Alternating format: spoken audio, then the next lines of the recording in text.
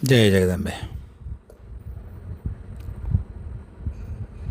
ప్రశ్నలకి వెళ్ళే ముందు ఒక్క మాట చెప్తాను. వీలైనంత వరకు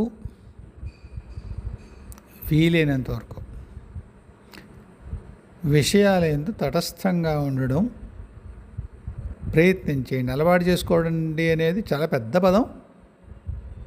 అలాంటి సలహాలు ఇవ్వను, కానీ నేను ఆ ప్రయత్నం చేస్తున్నాను కనుక మీకు కూడా అది మంచిదవుతుందేమో అని సూచిస్తున్నాను. అంటే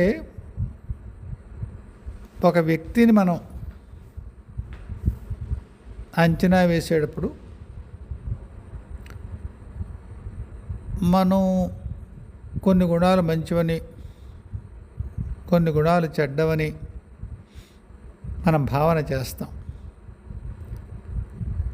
దానివల్ల అవతల మనుషులు ఉన్నాయా లేవా అన్న దాని మీద మనం నిర్ణయించి వాడి గుణదోషాలు మనం తెలుస్తాం. దాదాపు చాలా ధర్మ గ్రంథాలు తటస్థంగా ఉండమనే చెప్తాయి, కానీ ప్రత్యక్షంగా చెప్పవు. పరమేశ్వరుడు చాలాసార్లు చెప్పింది నాకు, గుణదోషాలు ఎంచుకో అని. అంటే తటస్థంగా ఉండమనే. గుణదోషాలు ఎంచొద్దంటే తటస్థంగా ఉండమనే. మీకు కొందరు మహాత్ముల గురించి కూడా చెప్పినప్పుడు నేను చెప్పాను, నేను వాళ్ళకి భౌతికమైన చట్టాలు వాళ్ళతో ఎలా వ్యవహరించాయో పక్కన పెట్టి వాళ్ళు చెప్పినటువంటి విషయంలో మనకి పనికొచ్చే ఉంటే వాళ్ళ వైయక్తిక జీవితాల్ని పట్టించుకోకుండా వాడు చెప్పిన మంచి తీసుకోండి. అది ఒక విధంగా తటస్థంగా ఉండడమేగా. మనకి ఒక మనిషి నచ్చడు అనుకోండి, ఆ మనిషి మనకి మంచి చెప్పినా మనం వినలేము. ఒకటి మొహం నచ్చదు మనకి, అరుస్తూ ఉంటాడు కూరలు అమ్మే చోట, ఏదో మీరే వాళ్ళని విసుక్కుంటూ ఉంటాడు. వాడి దగ్గర కూరలు ఫ్రెష్గా ఉన్నా మనం కొనం, అసలు వాడి దగ్గరికి వెళ్ళాం, ఇంకోటి దగ్గరికి వెళ్ళాం. మనతో అలాగే ఉంటాడు, ఏమీ గ్యారంటీ లేదు. వాడితో అంత ముందు వాడితో ఏం పడిందాడు లేదు. పలానా వాడేదో మాట చెప్తుంటే వాడే పెద్ద వెధవరా, వాడు ఇంకోటికో మంచి చెప్పడం ఏంటి, వాడు అదో ఏదన్నా. ఇలా ఉండడం సులువు కాదు, కానీ మనకి మనశ్శాంతినిస్తుంది. అనవసరమైనటువంటి పాపాల్లోకి మనం వెళ్లకుండా ఉంటాం. ముఖ్యంగా వ్యక్తుల గురించి చేసిన నిర్ణయాల వల్ల, అంటే తీర్పులు అంటాం కదా, జడ్జిమెంట్స్, దానివల్ల మనం చాలా కర్మలు చుట్టుకుంటాం. తర్వాత దైవం విషయంలో, అర్చనల విషయంలో, దైవం అంటే సాత్వికంగానే ఉండాలి. ఆహార నియమాలు ఎవరు చెప్పారు? అలా నిర్ణయాలు చేయకూడదు మనం. అనేక చోట్ల మహాత్ములు చెప్తారు, నువ్వేం తింటావో అది నైవేద్యం పెట్టిన ఆయన అని. రామచంద్రుడు, కృష్ణుడు వీళ్ళందరూ క్షత్రియులు. క్షత్రియోచితమైనటువంటి భోజనం వాళ్ళు చేశారు. వాళ్ళకి సాత్విక ఆహారం తెప్పిస్తే అన్యం వాళ్ళు తినలేదు అని మన భావన. ఎందుకు? వాళ్ళు ఏం తిన్నారో అది తిన్నారు, మనకెందుకు?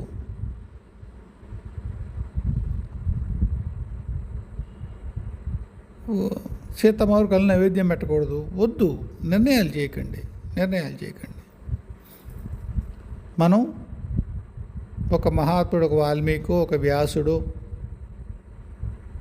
ఒక శుకుడు ఏమైనా చెప్పారనుకోండి, వింటే మొత్తం వినాలి. అందులో మన సొంతాలు తీసుకోకూడదు. ఇప్పుడు చండీ పాఠంలో ఉంటుంది, ఆవిడ అమ్మవారు ఉంటుంది, ఒక చోట అంటుంది, మహిషాసురుడేమో అనుకుంటాను, గుర్తు సరిగా లేదు, గర్జె గర్జె క్షణం మూఢ మధు యావత్ పిబామ్యహం మయా త్వహతేత్రేవ గర్జిష్యంత్యాసు దేవతా అంటుందమ్మా.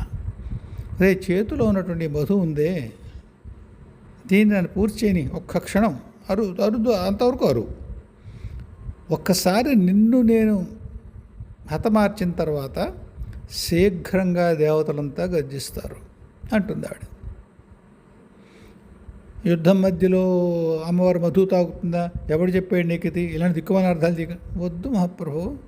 మార్కండేయ పురాణంలో ఉంది అది. మన అమ్మవారికి తేనె నైవేద్యం పెడితే పెట్టచ్చు, కానీ అమ్మవారు మధు తాగదు అనుకోవడం సరికాదు. మనం ఎందుకు నిర్ణయిస్తున్నాం?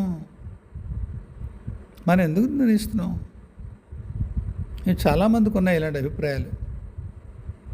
దైవానికి ఫలానా నైవేద్యం పెట్టచ్చా? మీరు తినేవి నైవేద్యం పెట్టండి, నైవేద్యం పెట్టే తినండి, మంచి పద్ధతి అది. అంతే తప్ప మీ భావాన్ని బట్టి ఉంటుంది అది ఏదైనా సరే. కాబట్టి అది మంచి, ఇది చెడు దైవం విషయంలో. దేవుడు అలాంటివి తినడు, అలాంటి బట్టలు కట్టుకోడు, పట్టుపంచి మాత్రమే పెట్టాలి దేవుడికి. వద్దులా, మనకు కలిగింది పెడతాం. ఆహార్యమైన ప్రత్యేకించి మహాత్ములు ఎవరన్నా చెప్తారు, అవి చేయకండి ఆయన, అప్పుడు చేయకండి. అది కూడా మన దృష్టికి వచ్చినప్పుడు, మనం తెలియనప్పుడు ఏం చేయలేం. కంచి పరమాచార్య ఉంటారు, ఆయన నందివర్ధనాలు కాబోలు అమ్మవారికి పూజకు వాడద్దంటారు. అలాగే తులసి ఆకులు ఎవరో ఒక దైవానికి, మరి అమ్మవారికో ఎవరికో తులసి కూడా వాడదంటారు ఆయన.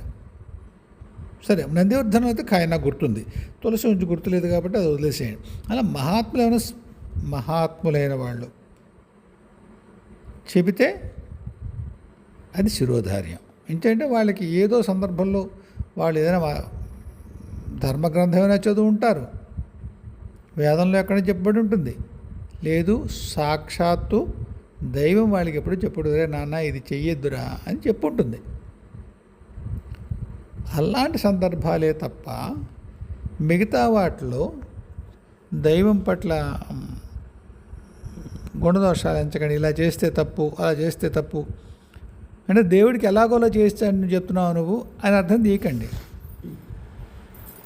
దేవుడికి ఎలాగైనా చేసేయచ్చు, నిర్లక్ష్యంగా చేయండి అని చెప్తున్నావు సలహా అనేటువంటి విచిత్రమైన తర్కం తీయకండి అందులోంచి. నేను అలా అంటున్నది మనుషుల గురించైనా మీకు దైవం చేసే పనులు పట్లైనా మీరు నిర్ణయాలు చేయకండి ఆయన అనే చెప్తున్నాను నేను.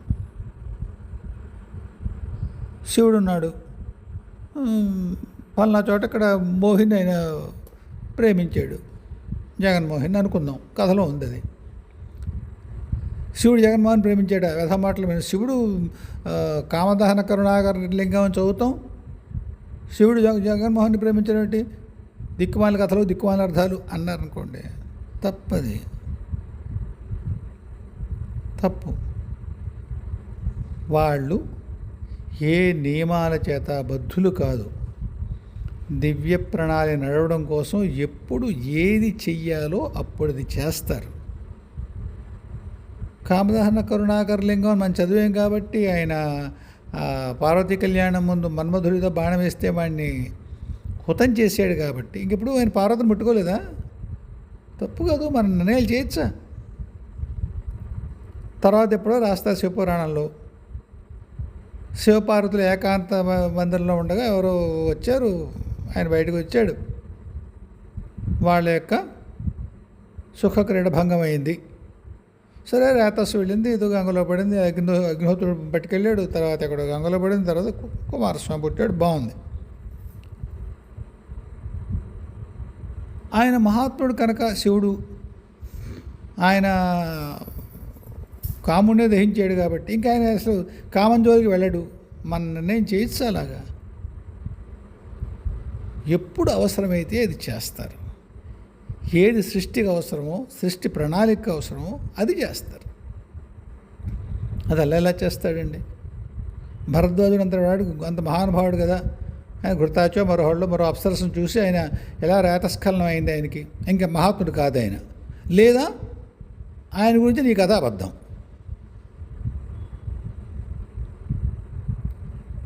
విశ్వామిత్రుడు మేనక్కి ఆయన ప్రేమలో పడలేదు, ఎందుకంటే మహానుభావుడు కనుక.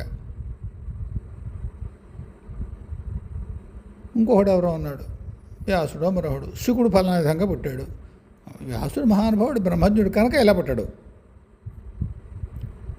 అలా అది మీరు పురాణాలని వక్రీకరిస్తున్నారు. మన దేవతలకు ఎలా గుణాలను ఆపాదించకండి. లేదు, అందరూ ఒకే గుణంతో ఉంటారు దేవతలు.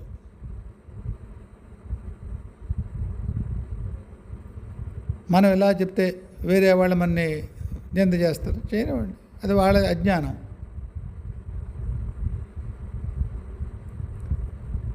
వేరే మతాల వాళ్ళకి భయపడి సూక్ష్మధర్మాలు ఏమున్నాయో వాటి మనకి అర్థం కాని కారణం చేత మనం దేవతల యందు, ఋషులు యందు, పురాణ కథల యందు మన సొంత నిర్ణయాల్ని, సొంత అభిప్రాయాల్ని చేర్చకూడదు. పురాణం ఎలా ఉందో అలా విని, ఓహో మనకు అర్థం లేదు, ఇలా ఉందా, ధర్మ సూక్ష్మం ఏమిటో అని మాత్రమే తీసుకోవాలి.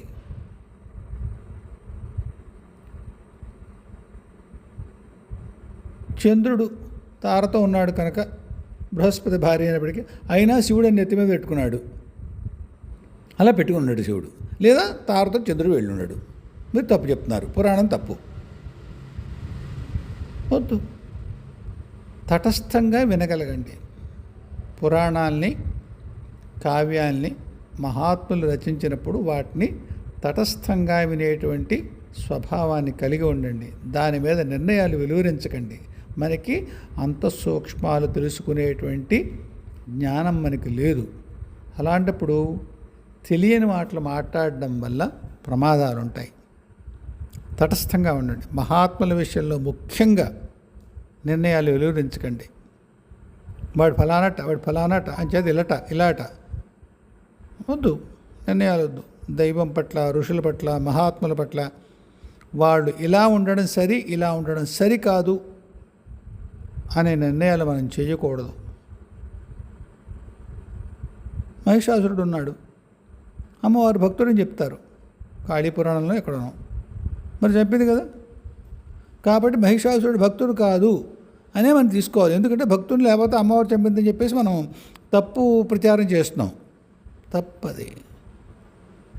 ఎంతటి భక్తుడైనా వాడు ప్రపంచం యొక్క లేదా విశ్వ ప్రణాళి యొక్క, దైవీ ప్రణాళి యొక్క తీరుతెన్నులకు వ్యతిరేకంగా ఉంటే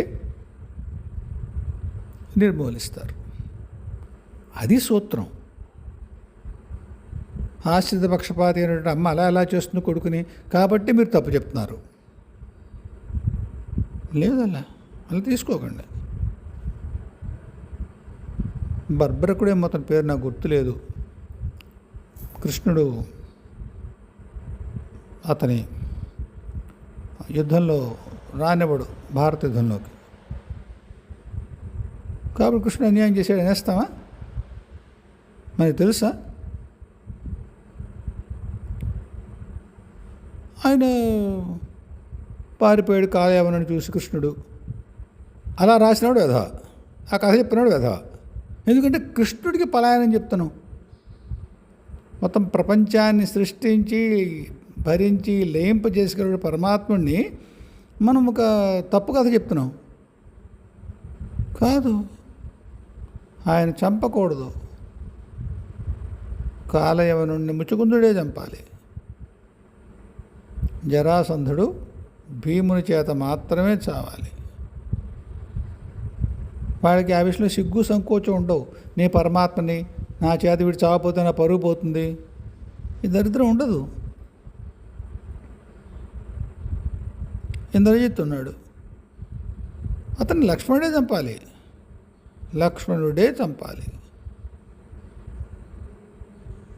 అదే రామచంద్రమూర్తి అంతటి వాడు అక్కడ ఉండగా లక్ష్మణుడు చంపడం అతనికి వెళ్ళిపోతుంది కదా.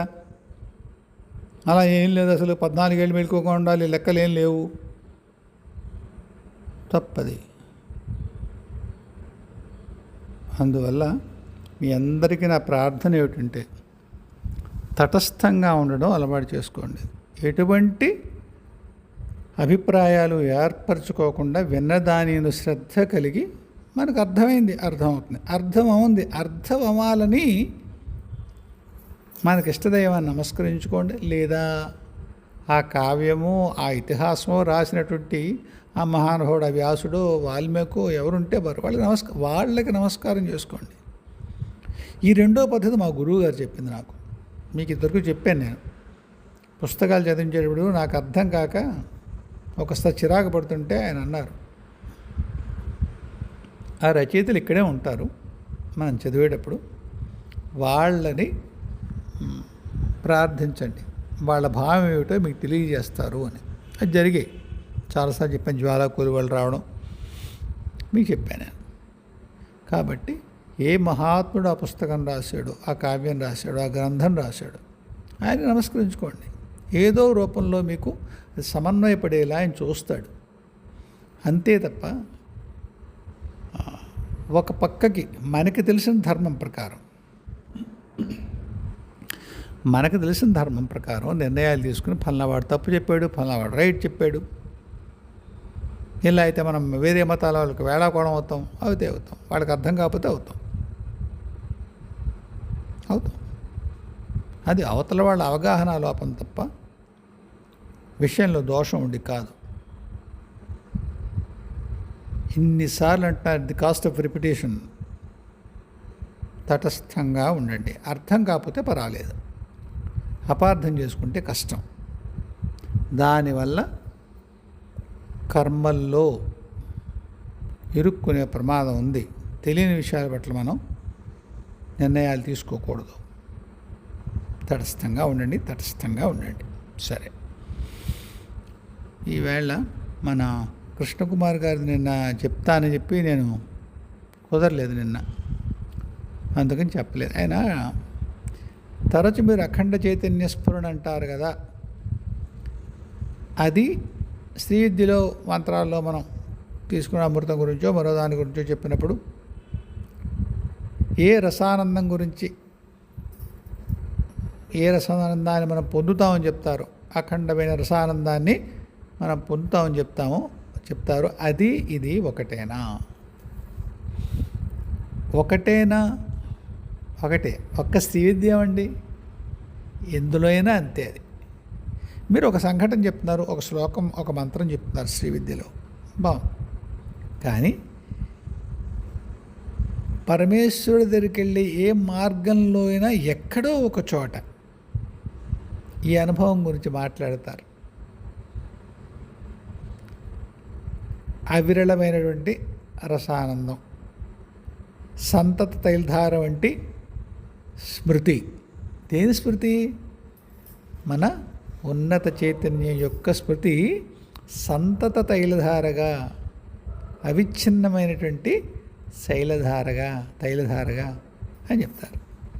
కాబట్టి అన్ని చోట్ల మాట్లాడే విషయం ఒకటే. ఇక్కడ రసానందం అనొచ్చు, రసానుభూతి అనొచ్చు, మరో చోట మరొకటి అనొచ్చు. మాట్లాడుతున్న అనుభూతి మాత్రం దివ్యానుభూతి ఒకటే. ఇటొచ్చి అఖండ చైతన్య స్ఫురణ అనేసరికి ఎంతవరకు అఖండము అండ్ ఎంతవరకు అఖండం? ఇప్పుడు ఒక వ్యక్తికి మనం అనేక తలాల్లో మా యొక్క ఉనికి ఉంది అనుకున్నాం. ఒక్క క్షణం దాన్ని ఒప్పుకుంటే ప్రస్తుతం మనకి ఒక్క భౌతికతే తెలుసు. దాన్నే మనం దేహాత్మ భ్రాంతి అంటాం కదా వేదాంత పరిభాషలో. ఈ దేహమే ఆత్మ అనే భ్రాంతి కాదు, మనకు తెలుసు. ఇతరికలో ఇంకొక బాడీ, ఆ పైన ఇంకా సూక్ష్మతలాల్లో ఇంకా శరీరాలు ఉన్నాయి. ఇంకా పైకి వెళ్తే మానసిక తలాలు, బుద్ధిక తలాలు, ఆత్మిక తలాలు, నవనిర్వాణ తలాలు ఏవో చెప్తారు. ఒక్కొక్కళ్ళు ఒక్కొక్క స్కూల్ ఆఫ్ ఫిలాసఫీ అన్న మనం ఒక్కొక్క దార్శనిక శాస్త్రంలో ఒక్కొక్కలా దాన్ని వివరిస్తారు. పదాలు మాత్రమే తేడా సుమండి, విషయం ఒకటే. అయితే పదాలకి సంబంధించినటువంటి వివరాలు ఒక్కొక్కసారి మనకి ఆ అనుభూతి చెందిన వాళ్ళ యొక్క వివరణని బట్టి మనకు ఒక్కోసారి విడిగా ఉన్నట్టు అనిపించిన అనుభూతిలోకంటూ మనకు కూడా వచ్చినప్పుడు ఒకటే మాట్లాడుతున్నారు వాళ్ళు వీళ్ళు అనేది తెలుస్తుంది. సరే, నేను చెప్తున్న విషయంలో వెనక్కి వస్తే, ఈ అఖండ చైతన్యం ఏ తలం వరకు మీకు అనుభూతిలోకి వస్తుంది? ఏ తలం వరకు వస్తుంది అనుభూతి మీకు? 3 తలాలు అనుకుందాం. తర్వాత మనం మాట్లాడుకున్నది అదే కదా, భౌతిక, సూక్ష్మ, మానసిక తలాలు అంతవరకు అనుకుంటే మీకు అంతవరకు మీ చైతన్యం అక్కడ కూడా ఉంది. సూక్ష్మ తలాల్లోనూ మీరున్నారు, మానసిక తలాల్లోనూ మీరున్నారు, ఆ పైన కూడా మీరున్నారు. అంటే శరీరం ఒక్కటే కాదు మీరుంటా, శరీరం మీ చైతన్యం యొక్క ఒకానొక అంశని ధరిస్తోంది. ఇటువంటి శరీరాలు మీకు వేరే తలాల్లో కూడా ఉన్నాయి, అది కూడా మీరే అని మీకు తెలుస్తుంది అనుకోండి. మీ చైతన్యం మానసిక తలం వరకు అఖండ చైతన్యం యొక్క స్ఫురణ పొందింది అంటాం.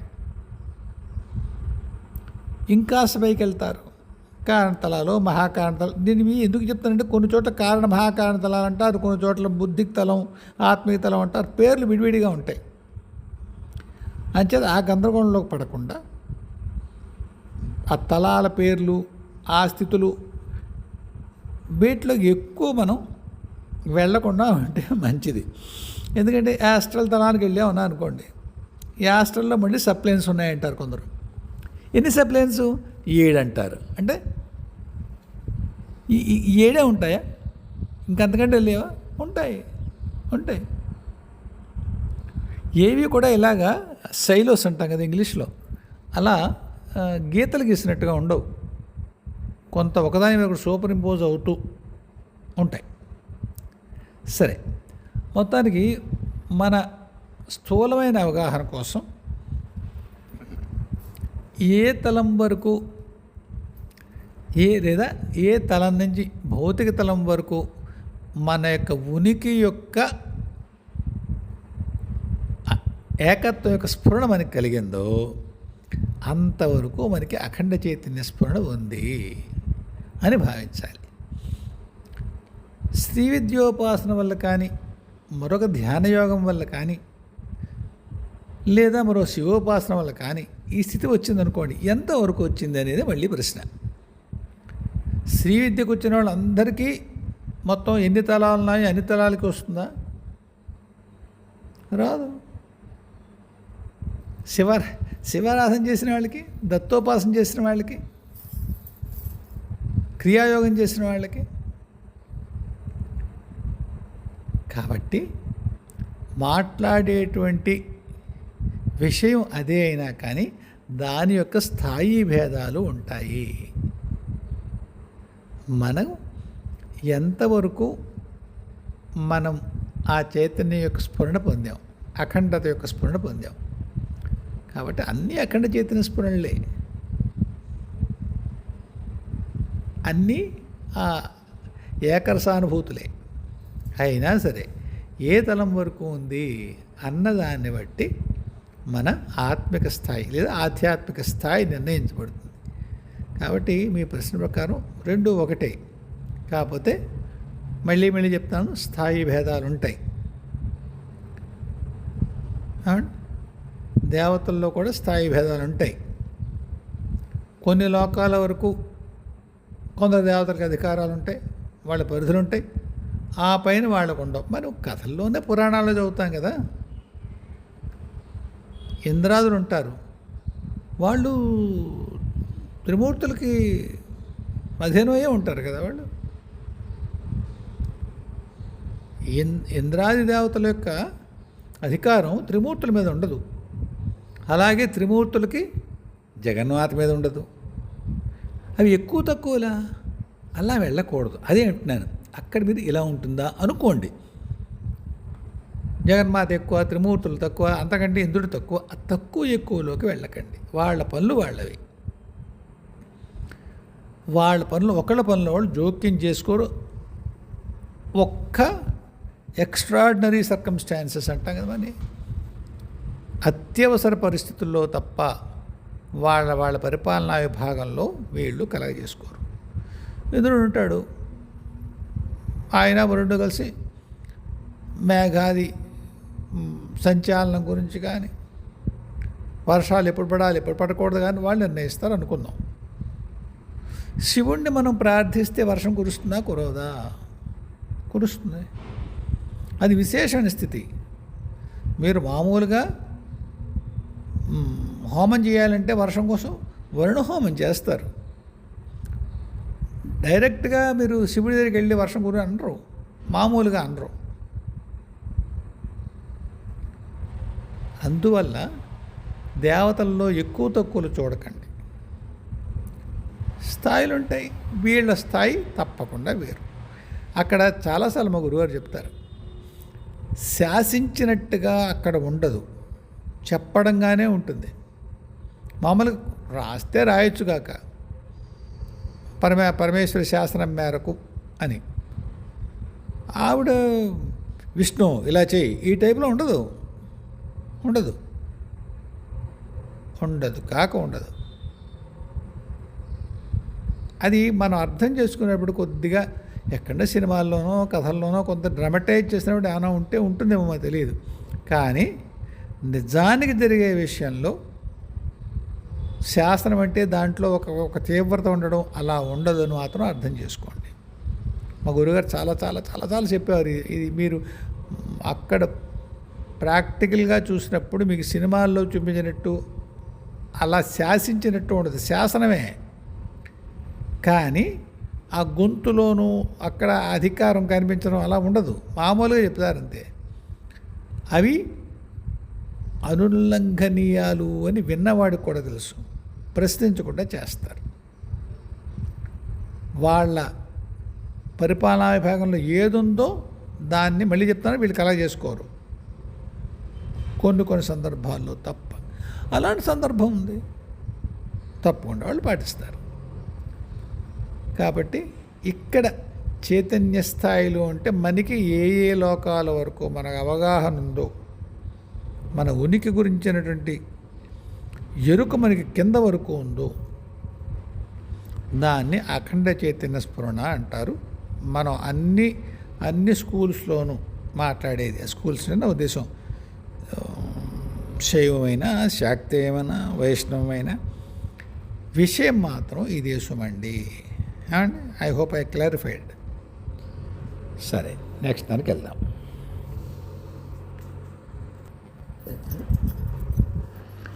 గాయత్రి అడిగారు, ఆవిడ వేరే పేరుతో అడుగుతారు అనుకుంటాను. ఆ పేరు ఏదో డిస్ప్లే నేమ్ ఉంటుందో ఆవిడ పేరు మాత్రం గాయత్రి అని చెప్పిన గుర్తు నాకు. సారూప్యత, సాలోక్యత, సాయుధ్యం అన్నీ ఒకటేనా? కాదమ్మా. సారూప్యముక్తి అంటే ఉదాహరణకి మహావిష్ణువు ఎలా ఉంటాడో, విష్ణులోకం వెళ్ళిన వాళ్ళు ఆ సారూప్యముక్తి పొందిన వాళ్ళు కూడా ఆయనలాగే ఉంటారట రూపం. మరి ఎలా గుర్తుపడతారో మనకు తెలియదు, నేను చూసిన సందర్భం లేదు నాకు. సాలోక్యత అంటే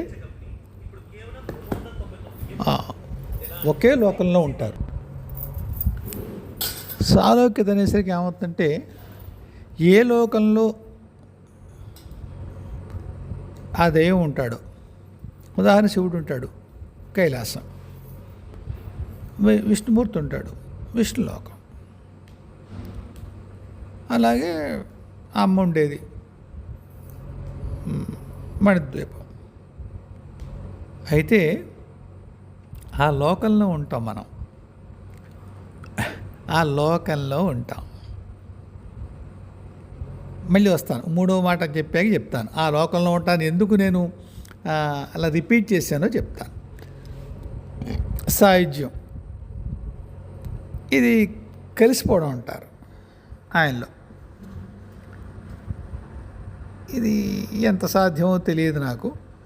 చాలామంది విష్ణు సాయుధ్యం పొందేదంటారు కాబట్టి అందులో కలిసిపోతారేమో తెలియదు. ఎందుకంటే తెలియదని దానికి భిన్నంగా ఉండేటువంటి కథనాలు మహాత్ముల దగ్గరే విన్నాను నేను. సాక్షాత్తు కృష్ణుడు చెప్పాడు. అనుభవాలు చూసిన వాళ్ళే కొందరు, వాళ్ళవి కూడా కొన్ని ఆత్మలు నేను విన్నాను కనుక సాయుధ్యం అనే విషయంలో అది ఎలా ఉంటుందో అనుకుంటున్నాను. అది మరి మహాత్ములు సాయుధ్యం రాశారు కదా, అది లేకుండా రాయరు కదా, కాబట్టి దాని అవగాహన నాకు తక్కువేమో అనుకోవాలి. సరే, సాలోక్యతకు వచ్చేసరికి ఏమంది ఎందుకన్నానంటే అలాగా పూర్వం ఒకసారి చెప్పాను. ఒక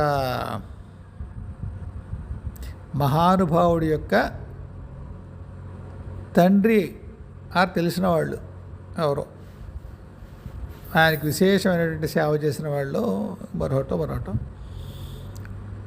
ఒకనొక కారణం చేత వాళ్ళు విష్ణులోకం పంపించబడ్డారు. అక్కడ నాకు తెలిసింది ఏమిటంటే, ఆయనతో మాట్లాడినప్పుడు, అక్కడ మిగతా వాళ్ళతో నేను మాట్లాడినప్పుడు, విష్ణులోకం అంటే అందరూ వైకుంఠానికి వెళ్ళిపోరు. వైకుంఠం అంటే మనకి సినిమా సెట్లో చూపించినట్టు ఒక పెద్ద హాలు, అందులో కొద్దిగా రకరకాల బంగారు గుమ్మాలుండి లోపల విష్ణుమూర్తి పాలకట్ల మీద సేనించి ఉంటాడు. శాస్త్రయ్య మీద అమ్మవారు పాదాలు నొక్కుతూ ఉంటుంది. ఓ పక్కనే తుంబురుడు, నారదుడు, వీళ్ళందరూ గుంపుగా ఆయన చుట్టూ చేరుంటారు. అలా అనిపిస్తుంది మన సినిమా చూస్తే కదా. అలా ఉండదు, అంత చిన్నది ఉండదు. మన భూమి కంటే ఇతరికి పెద్దది, ఇతరికి కంటే ఇంకా మిగతా యాస్ట్రల్ పెద్దది, యాస్ట్రల్ కంటే ఇంకా కాదల్ ప్లేన్స్ పెద్దవి, ఎన్నో రెట్లు పెద్దవి, ఎన్నో రెట్లు. భూమి కంటే ఇతరికే ఎన్నో రెట్లు పెద్దదిట. మరి ఇమ్మీడియట్గా భూమికి ఆనుకున్నటువంటి పొరది, దానికంటే పెద్ద సూక్ష్మతలాలు. ఆ సూక్ష్మతలాల్లో ఇవన్నీ ఉంటాయి అనుకోండి, స్వర్గాది విషయాలు. అందులో బాగా ఉన్నత సూక్ష్మతలాల్లోనూ ఇంకా పైన కారణతలాల్లోనూ విష్ణువాది లోకాలు ఉంటాయి అనుకుంటాను నేను. నాకు అంత శాస్త్రం తెలియదు, కానీ తప్పకుండా చాలా చాలా విశాలమైన లోకాలు మాత్రం ఉన్నవి.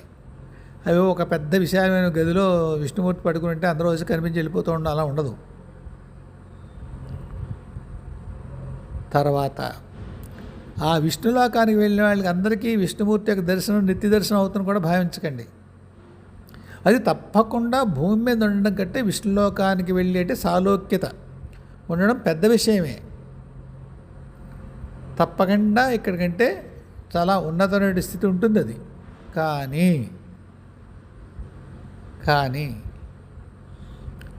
మనం భారతదేశం వెళ్ళాం అనుకోండి, ఇదే ఉదాహరణ ఇద్దరు కూడా చెప్పాను నేను. అందరూ మోదీని కలుస్తారా? అప్పటికే ప్రధాని ఎవరున్నారో ఆయన కలుస్తారా? దాని యోగ్యతలు, దాని అర్హతలు, ఇంకేవో లెక్కలు ఉంటాయి, గుణింతాలు ఉంటాయి, అవునా? కాబట్టి భారతదేశం ఎవరో చూడడానికి వచ్చారు, వాళ్ళకి వీసా దొరికింది భారతదేశాన్ని రావడానికి, భారతదేశం చూస్తారు. అలాగే విష్ణులోకానికి వెళ్ళే స్థితి వచ్చింది మీకు, విష్ణులోకంలో ఉంటారు. అక్కడ ఏ కంఫర్ట్స్ ఉంటాయో అవన్నీ ఉంటాయి. విష్ణుమూర్తి యొక్క సాంగత్యంలో అక్కడే ఉంటారు, ఉండరు. సారూప్యత పొందిన వాళ్ళు కూడా అక్కడే ఉంటారు అనుకుందుకు వీల్లేదు, ఆయనతోటే ఉండాలి. సాయుధ్యం కనుక ఆయనలో కలిసిపోవడం అర్థం కాకుండా ఆయన దగ్గర ఉండడం అంటే ఉంటారు, చాలామంది ఉంటారు. ఇది నాకు కొద్దిగా ఈ సంస్కృతం నాకు కొంత కన్ఫ్యూజన్ ఉంది. తప్పకుండా మీరు ఎవరైనా కరెక్ట్ చేస్తే కరెక్ట్ చేయండి, మీకు తెలిస్తే అది ఆ విషయం. కాకపోతే కలిసిపోవడం, పూర్తిగా స్వామిలో కలిసిపోవడం నాకు తెలిసి ఉండదు. ఆ స్థితి పొందుతాం. పొందిన తర్వాత ఆయన పనుపున, ఆయన పని మీద, విష్ణువు అయితే విష్ణువు, శివుడైతే శివుడు, పరమేశ్వరి అయితే పరమేశ్వరి, ఆయన పని మీద మళ్ళీ వస్తాం. ఎక్కడికి వస్తాం? భూమి మీదకి. లేదా వాళ్ళు ఏ గ్రహం మీదకి, ఏ లోకానికి వాళ్ళ పని మీద పంపిస్తారో అక్కడికి వెళ్తాం. ఒకసారి పేరు చెప్పను మళ్ళీ, ఒక పెద్ద గురువు అయిన మహానుభావుడు, అంటే భూమి యొక్క తలాన్ని మార్చినవాడు, అలా చెప్తారు. ఇంక భూమికి ఎప్పటికీ ఆనంద స్థితి ఉండేట్టుగా చూసే ప్రయత్నం చేసే మహానుభావుడు ఎవరో. ఒకానొకసారి ఒక సాధకురాలకి నక్షత్రమండలిలో కనిపించారు. కనిపించి మా గురువుగారి గురించి ఏదో ఒక సమాచారం ఇచ్చారు. అంటే నేను ఇంకా ఆయన దగ్గరికి వెళ్ళొచ్చా వెళ్ళకూడదా అనేటువంటి ఒక మీమాంసలో ఉండేటువంటి పరిస్థితి అది. దాదాపు 2006, 2007 ఆ ప్రాంతంలో ఆయన ఈ అమ్మాయికి సాధనలో ఒక ధ్యానంలో ఉండే కనిపించారు. ఇలా ఫలానా ఆయనని అడుగుతున్నాడు, ఈయన ఫలానా గురువు దగ్గరికి వెళ్ళొచ్చా అని చెప్పి ఆయన ఈ గురువుగా తారసపడ్డాడు, ఈయన దగ్గర సాధన చేయొచ్చా అంటే ఆయన చెప్పారన్నమాట. చేయొచ్చమ్మా. ఇంటర్నల్ రికన్స్ట్రక్షన్ అంటే ఆ ఎనర్జీ చక్రాలు ఇవి ఉంటాయి కదా, వాటి శుద్ధి దివ్యత్వాన్ని నింపుకోవడానికి వాటికి సరిపోయిన శక్తి సమర్థతలు ఉండేట్టుగా చూడడంలో ఈ విశ్వంలో అతనికంటే పెద్దవాళ్ళు లేడు. ఎవరు? మా గురువుగారి గురించి. కాబట్టి తప్పకుండా ఇన్ని అతని దగ్గరికి వెళ్ళమను అన్నారు. నేను ఏదో ఉత్సాహంలో ఒకసారి మా గురువుగారితో మాట్లాడుతూ, స్వామి ఫలానా ఆయన ఇలా అన్నట్టండో మీ గురించి క్షణం ఆగి, ఈ అమ్మాయి ఎవరు చూసిందో, ఆయన లేడే, భూమికి సంబంధించినటువంటి పరిధిలో ఎక్కడ లేడే, ఆయన నా గురించి చెప్పాడా, ఎవరిని చూసిందో అనుకున్నారు. అని ఒక క్షణం ఆయన ఏమో కాళ్ళు పద్మాసనంలో వేసేసుకుని అలా కూర్చోవడం ఆయన చేయరు. ఒక్క లిప్త అలా ఆగి, ఎక్కడ చూసిందన్నారు అన్నారు. అది నక్షత్రమండలిలో కనిపించేట. సర్లేండి అయితే ఆయనే అన్నారు. అదేమిటి అన్నారు. ఆవిడ ధ్యానంలో ఈ భూమి పరిధి దాటి ఆయన ఎక్కడ ఉన్నాడో, ఏ నక్షత్రమండలిలో ప్రస్తుతం పని మీద ఉన్నాడో అక్కడికి ఆవిడ కనెక్ట్ అవ్వగలిగింది. వెళ్ళడం కాదు సుమంటే, ఈవిడ వెళ్ళక్కర్లేదు, ఆ మహాత్ముడి ఈవిడితో సంభాషించగలిగితే సరిపోతుంది. కాబట్టి ఆయన సంభాషించాడు, నా గురించి చెప్పాడు, నాకు తెలుసు, నాకు ఆయన తెలుసు, ఆయనకి నేను తెలుసు.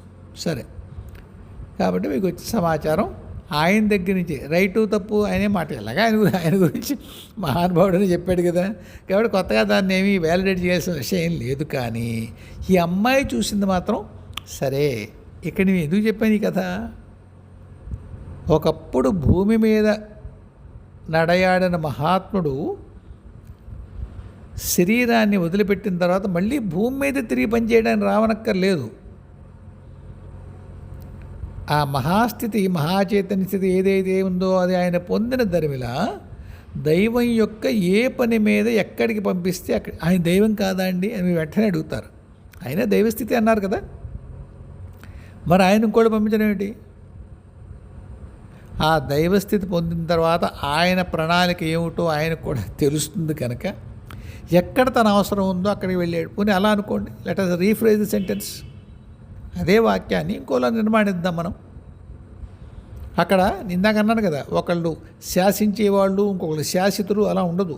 ఆ పరమాత్మ స్థితి పొందిన తర్వాత వాళ్ళ బాధ్యతలు గుర్తెరిగి ఇక్కడ నా పని ఉంది, ఇక్కడ నేను నా నైపుణ్యానికి ఇక్కడ నేను బాగా చేయగలుగుతాను, వెళ్తారు. ఆ ప్రణాళికలో తమ బాధ్యతను తీసుకుంటారు, దాన్ని నెరవేరుస్తారు. ఎన్ని జన్మలు పడుతుంది? ఎన్ని జన్మలు పడుతుంది. కాలం యొక్క గణన ముక్తి స్థితి పొందే వరకే ఉంటుంది. ఆ తర్వాత కాలం గురించి అంత బాధ ఉండదు వాళ్ళకి. ఎందుకంటే కాలాన్ని నిడివి తగ్గించవచ్చు, పెంచవచ్చు, రకరకాలుగా ఉంటుంది. కాలం ఎక్కడలాగా కాలం యొక్క నియంత్రణలో మనం ఉండడం ఉండదు, అక్కడ కాలం వాళ్ళ నియంత్రణ ఉండదు. అందుకే వాళ్ళు కాలాతీత స్థితిలో ఉన్నారంటారు మహాత్మ గురించి మాట్లాడేటప్పుడు. మీకు ఒకసారి చెప్పాను నేను, ఒక 21 నిమిషాలు నేను ఒక ధ్యానంలో ఉన్నప్పుడు బయటకు వచ్చిన తర్వాత కాళమ్మ, పెద్దాడిని 5 రోజులు ఉంచాను ఇక్కడ అంది. నా మేనల్లుడు 5 రోజులు ఉన్నట్టు మాయా అన్నాడు. అదేమిట్రా 21 నిమిషాలు నానరా నేను అన్నాను నేను. అంటే ఆవిడ చెప్పింది, కాలం మీరెరుగున్నట్టుగానే ఉండదు, దాని స్వరూప స్వభావాలు వేరుగా ఉంటాయి. ఒక్కొక్క స్థలానికి ఒక్కొక్కలా ఉంటాయి, భౌతికంగా చూసుకున్న ఒక్కొక్క గ్రహానికి ఒక్కొక్కలా ఉంటుంది. ఎంతోమంది మనం యూట్యూబ్లో మీరు చూసి ఉంటారు, కైలాస పర్వతం మీదకి వెళ్ళే ప్రయత్నం చేసిన వాళ్ళకి అక్కడ కాలం యొక్క గతి విడిగా ఉంది. ఏది? మన భూమి మీద ఉన్నటువంటి కైలాస పర్వతం, అక్కడ కాలం యొక్క స్వభావం, దాని నడక వేరుగా ఉంది అని చెప్తారు వాళ్ళు.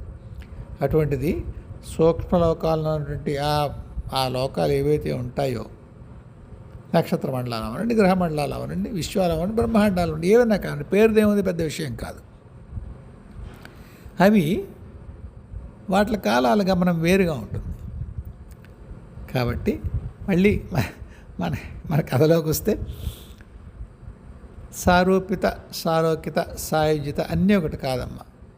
సాయుజ్యత మాత్రం చెప్పాను కదా, అక్కడ ఆయన దగ్గరే ఉండడం అనే అర్థమైతే నా అవగాహన సరిపోతుంది. సాయుధ్యం అంటే ఆయనలో కలిసిపోవడం నాకు తెలియదు మరి. ఏమ్మా, ఇక్కడికి ఇది చూద్దాం, టైం ఎంత అయిందో దాన్ని బట్టి.